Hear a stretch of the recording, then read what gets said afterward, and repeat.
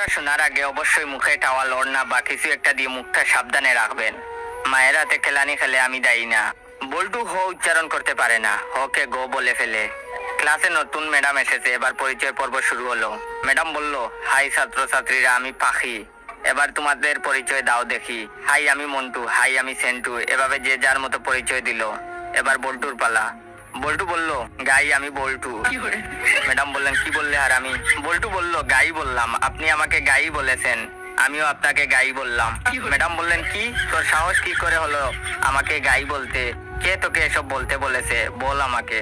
বল্টু বলল, প্রধান শিক্ষক, তিনি বলেছেন ম্যাডাম এসে সবাইকে গাই বলবে, তোমরাও ম্যাডামকে গাই বলবে। বল্টুর কথা শুনে ম্যাডাম কাটা শুরু করলো। এমন সময় পাশের ঘর থেকে হেড স্যার আসলো। হেড স্যার আবার ক বলতে পারে না, ক কে প বলে ফেলে। হেড স্যার এসে বললেন, কি ব্যাপার ম্যাডাম এভাবে পাচ্ছেন যে? প্রথম দিনেই ম্যাডাম এভাবে পাতা। গল্পটা